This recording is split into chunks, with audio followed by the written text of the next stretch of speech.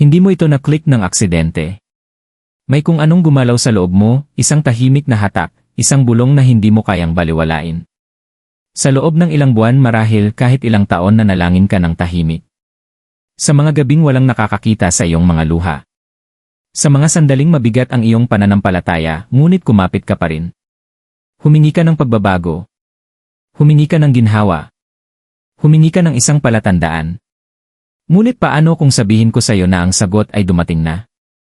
Paano kung ang pintuang matagal mong hinihintay ay hindi na nakakandado, hindi mo pa lamang nabubuksan? Ang tunay na tanong ngayon ay hindi kung ito ba ay dumating na. Ang tanong ay ito, handa ka na ba talagang tanggapin ito? May panahon sa buhay mo na ang paghihintay ang naging araw-araw mong gawain. Nagigising ka na umaasang magiging iba ang araw na ito, ngunit natatapos ang gabi na dala pa rin ang parehong mga tanong na walang sagot. Patuloy kang naniwala, kahit parang walang gumagalaw sa paligid mo. Ang mga kaibigan mo ay umaabante.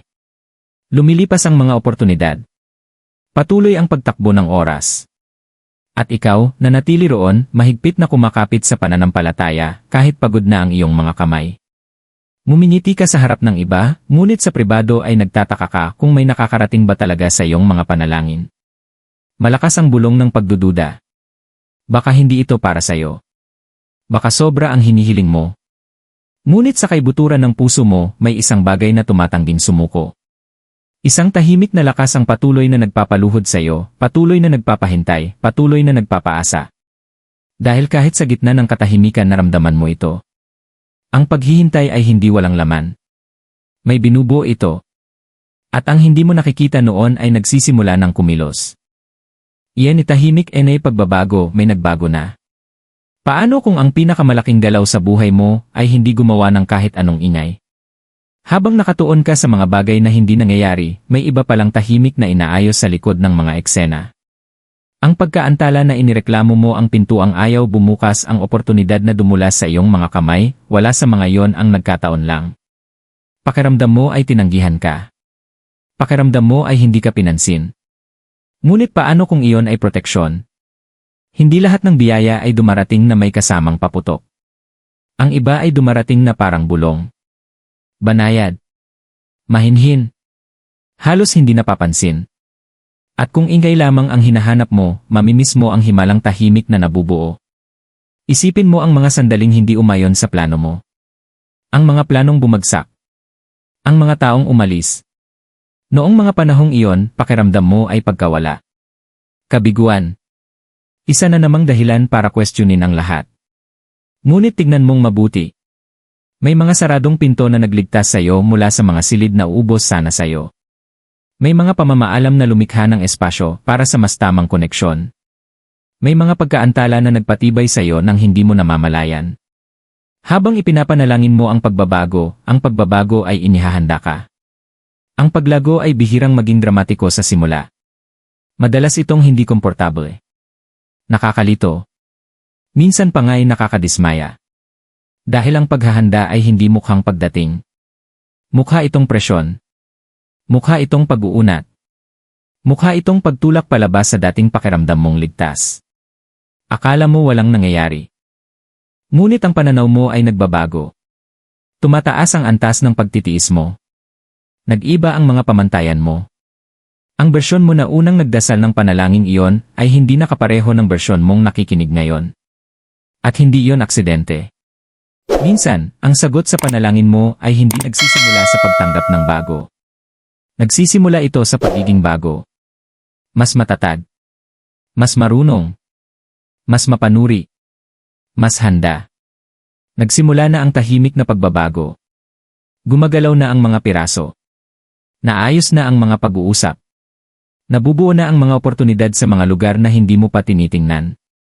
Iba na ang enerhiyang nakapaligid sa iyo, kahit hindi mo pa ito lubos may paliwanag. Nararamdaman mo, hindi ba? Isang pagkabalisa. Isang pakiramdam na may malapit ng pumutok na tagumpay. Isang tahimik na pananabik na ayaw mawala. Hindi imahinasyon ang pakiramdam na yon. Ito ay momentum. Ang sagot ay hindi dumating na may ingay. Dumating ito na may paghahanda. At ngayon, ang lahat ay inaayos upang makapasok ka sa bagay na minsan mong ipinagdasal sa dilim. Elif senyales yan ang sinagot din ni iyong panalangin. Ang totoo, kapag sinagot ang isang panalangin, hindi ito laging mukhang gaya ng inisip mo. Bihira itong tumugma sa eksaktong larawan na binuo mo sa iyong isipan.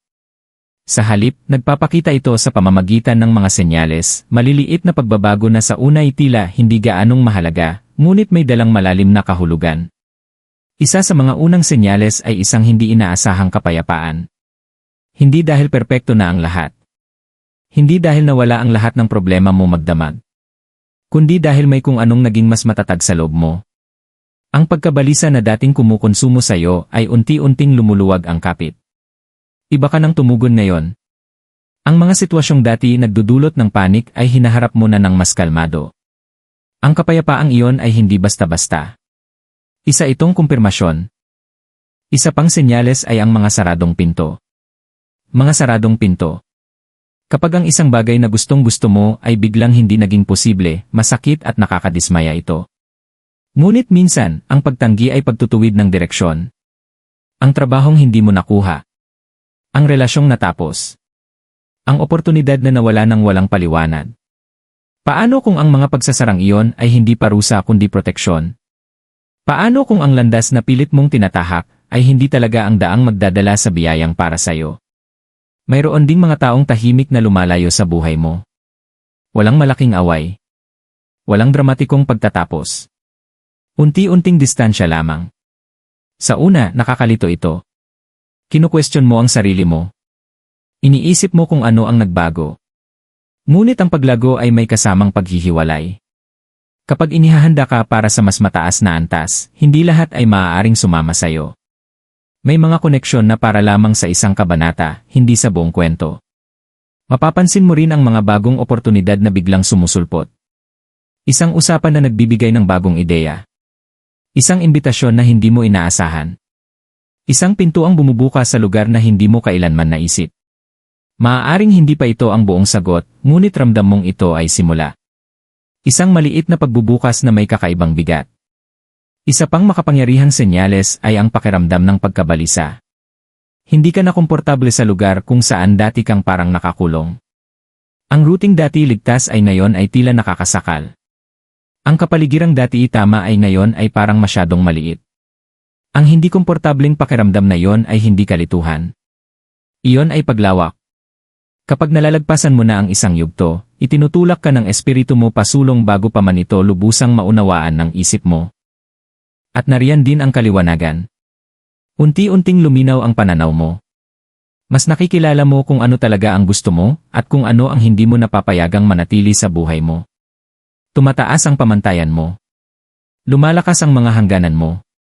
Tahimik ngunit tuloy-tuloy ang paglago ng kumpiyansa mo. Ang mga senyas na ito ay hindi sumisigaw. Bumubulong lamang. Ngunit kapag pinagsama-sama, bumubuo sila ng isang malinaw na pattern. Kapayapaan. Mga saradong pinto. Mga taong lumalayo. Mga bagong simula. Pagkabalisa. Kaliwanagan. Hindi ito nagkataon lamang. Mga palatandaan ito. Mga senyas na nagsimula na ang paggalaw. Mga senyas na ang ipinagdasal mo ay hindi na malayo, papalapit na ito. At marahil ang pinakamalaking senyales sa lahat ay ang nararamdaman mo sa kaibuturan mo. May kakaiba. May nagbabago. At mas malapit ka na kaysa sa iniisip mo. Bakit pakiramdam hindi handa? Kung nariyan na ang mga senyales kung nagsimula na ang pagbabago, bakit pakiramdam mo ay hindi ka pa rin sigurado? Bakit may bahagi sa iyo na nag-aalinlangan? Simple ang sagot pero hindi komportable. Nakakatuwang isipin ang paglago pero kapag nandyan na ito sa realidad, nakakatakot. Ipinagdasal mo ang pagbabago, ngunit ang pagbabago ay nangangailangan ng paggalaw. At ang paggalaw ay nangangahulugang may kailangan kang iwan. Minsan, nagiging pamilyar ang pakikibaka. Alam mo kung paano mabuhay doon. Sanay ka sa pagkadismaya. Natutunan mong tiisin ang paghihintay. Ang sakit, kahit mabigat, nagiging predictable. At ang predictable ay parang ligtas. Pero ang biyaya, ang paglawak, ang pag-angat, iyan ang hindi pamilyar na lugar. At ang hindi pamilyar ay nakakatakot. Nariyan din ang tahimik na boses ng pagdududa sa sarili. Ang bulong na nagsasabing, paano kung hindi mo kaya? Paano kung mabigo ka matapos mo itong matanggap? Paano kung masyado itong malaki para sa'yo? Sanay kang kilalanin ang sarili mo bilang ang naghihintay, ang umaasa, ang patuloy na sumusubok. Ngayon, ang pagpasok sa bersyon ng sarili mong nakatanggap na ay parang pagpasok sa isang bagong pagkakakilanlan. At ang bagong pagkakakilanlan ay nangangailangan ng tapang. Maaari mo ring questionin kung karapat-dapat ka ba talaga. Matapos ang lahat ng pagkakamali. Matapos ang lahat ng pag-aantala. Matapos ang mga sandaling muntik ka ng sumuko. May bahagi sa iyo na nagtataka kung tunay ka bang karapat-dapat sa mismong bagay na hiniling mo. Ngunit ang pagiging karapat-dapat ay hindi kailanman nakabase sa pagiging perpekto. Nakabase ito sa paghahanda. At matagal ka nang inihahanda kahit hindi mo napapansin. Minsan, ipinapanalangin natin ang pag-angat pero nagpapanik tayo kapag dumating na ito. Dahil ang pag-angat ay may kasamang responsibilidad. May kasamang paglantad. May kasamang inaasahan. Hinihingi nito na umakyat ka sa antas na hindi mo pa nararanasan noon. Ngunit heto ang katotohanan, ang pakiramdam na tila inuunat ka ay patunay na lumalago ka. Ang hindi komportabling pakiramdam ay hindi babala para umatras. Ito ay kumpirmasyon na lumalampas ka na sa dati mong mga limitasyon. Hindi ka hindi handa. Hindi ka lang sanay sa bagong bersyon ng sarili mo. At ayos lang iyon. Bawat sagot sa panalangin ay nangangailangan ng isang desisyon. Hindi lang para tanggapin ang biyaya, kundi para maging taong kayang panatilihin ito. At sa kaibuturan mo unti-unti ka nang nagiging taong iyon. Iyan ay sandali ng pagpapasya, tatanggapin o atras. Ngayon, dito na umiikot ang lahat. Hindi sa sandaling una kang nanalangin. Hindi sa sandaling muntik ka nang sumuko. Kundi sa sandaling ito, kung kailan abot kamay mo na ang sagot. Dahil kapag dumating na ang hinihiling mo, hindi ito basta ipinipilit sa iyong mga kamay. Naghihintay ito. Nagmamasid. Nagtatanong ng walang salita, aabante ka ba o atras? Ito ang saandaan. Maaari kang umatras papunta sa komportable. Bumalik sa pamilyar na pagdududa. Bumalik sa ligtas na linyang, siguro sa susunod na lang. Maaari mong kumbinsihin ang sarili mo na kailangan mo pa ng mas maraming oras. Mas maraming patunay. Mas maraming kasiguraduhan. Maaari kang bumalik sa dating bersyon mo na mas maliit ang tingin sa sarili, dahil ang pagiging maliit ay parang mas kayang kontrolin. O, maaari mong tanggapin. Ang pagtanggap ay nangangailangan ng tapang. Kailangan mong patahimikin ang mga dating takot na minsan kang pinrotektahan, ngunit ngayon ay hindi na nakakatulong. Kailangan mong magtiwala na kung ang oportunidad ay nasa harap mo, hindi ito naroon para ipahiya ka, naroon ito para iangat ka. Dito nagiging aksyon ang pananampalataya. Hindi mainay na pananampalataya. Hindi dramatikong pananampalataya. Kundi matatag at nakatapak sa lupa na pananampalataya. Yung tipong nagsasabing, kinakabahan ako, pero gagalaw pa rin ako. Yung tipong nagsasabing, hindi ko man makita ang buong hagdanan, akyat pa rin ako sa unang baitang. Ipinagdasal mo ang antas na ito. Hiniling mo ang tagumpay na ito. Nakiusap ka na mabuksan ang pintuang ito. Ngayon, nasa harap mo na ito. Ang tunay na pagbabago ay hindi nangyayari kapag lumitaw ang biyaya. Nangyayari ito kapag nagpasya kang hindi ka na ang taong nananatili sa labas nito. Kaya tanungin mo ang sarili mo ng tapat, babalik ka ba sa dati mong pagkatao? O tatayo ka bilang taong unti-unti mong nagiging? Dumating na ang sagot. Ngunit ang desisyon ay nasa iyo. Humina ka ng malalim. Hindi ito ang katapusan ng kwento ng paghihintay mo. Ito ang simula ng kwento ng pagtanggap mo. Sa napakatagal na panahon, kinilala mo ang sarili mo sa pakikibaka. Ikaw ang patuloy na lumalaban. Ang patuloy na kumakapit. Ang patuloy na nananalangin sa dilim. Ngunit ngayon, may bagong kabanatang nagbubukas, at nangangailangan ito ng bagong pag-isip. Hindi ka na lamang ang taong umaasa. Ikaw na ang taong humahakbang pasulong. Ang sagot na hinihingi mo ay hindi dumating para subukin ka. Dumating ito dahil pinagkakatiwalaan ka. Pinagkakatiwalaang sapat na ang paglago mo. Pinagkakatiwalaang sapat na ang natutunan mo. Pinagkakatiwalaang sapat ang lakas mo. Maaaring nakakaramdam ka pa rin ng kaba. Normal iyon. Ang tapang ay hindi kawalan ng takot, ito ay pagkilos sa kabila nito.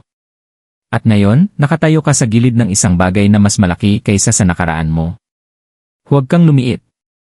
Huwag mong maliitin ang nangyayari. Tumayo ka ng buong tapang sa sandaling ito. Natagpuan ka ng pagkakataong ito sa isang dahilan. Sa dami ng ingay sa mundo, ang mensaheng ito ay umabot sa iyo. Hindi iyon basta nagkataon.